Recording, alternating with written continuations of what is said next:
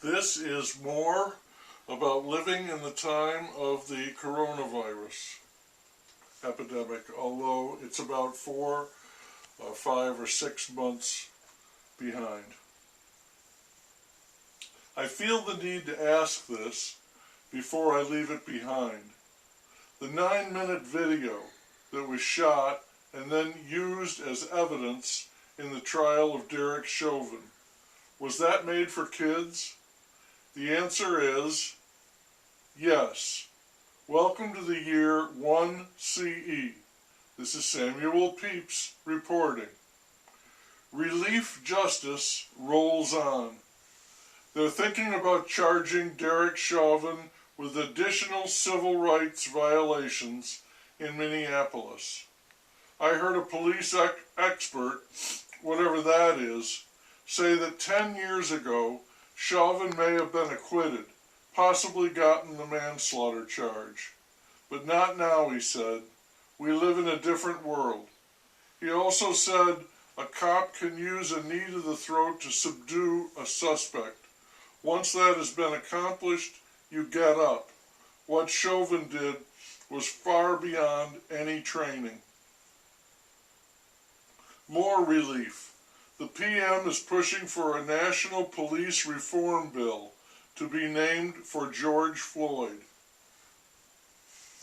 I don't hear anyone shedding tears for Derek Chauvin, but I did hear some legal scholars say that they thought there were several solid reasons for him to appeal his conviction. I wonder if he will do that. If he does, the tension will start up all over again. Look, look, people will say, the system is trying to get him off the hook. I would not recommend an appeal.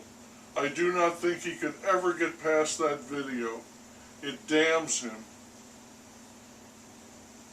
Another black man was shot and killed by police deputies in North Carolina.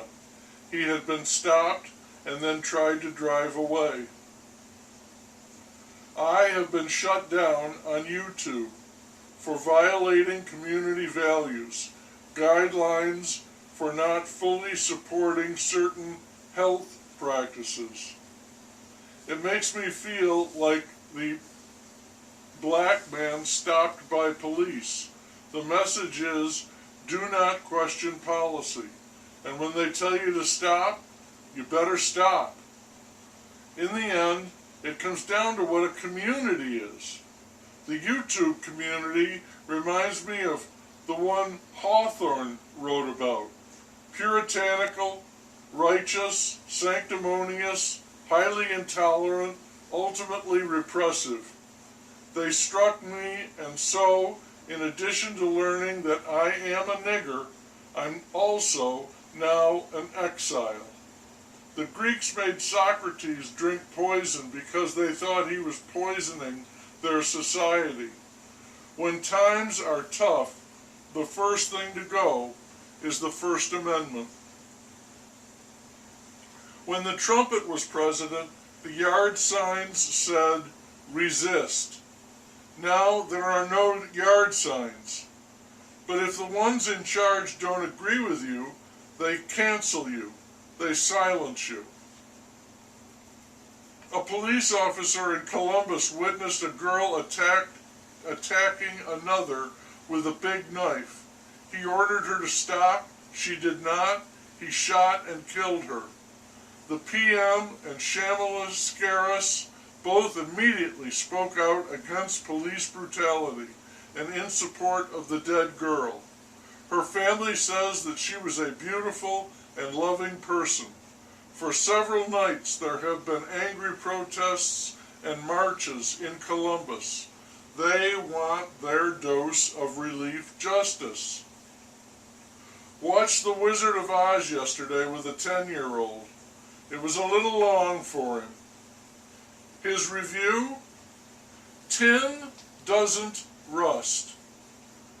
My thought, the rulers in Oz? Either a bad witch or a fraud. We have the same trouble here, I think. Another black man was shot by a police deputy who mistook a cell phone for a gun. The man died. He had called 911. The word out now is that since the Chauvin verdict, in the next 24 hours, there have been 6 black people killed by police in the U.S. Like the police are retaliating for the verdict. There is a picture of someone holding up a sign, "Stop killing us." But, as usual, we are only given a number and no context, so no way to understand what that number means. So we have, simultaneously, mass shootings and calls for police to be defunded and reformed to reimagine social safety. There is a prevailing mindset right now when it comes to race or police, and it is firmly set, and it sees everything the way it sees it. They don't need no stinking context. And instead of prevailing, I should say it is dominating. It rules for now. And it is dispensing relief justice, rescue justice, remedy justice.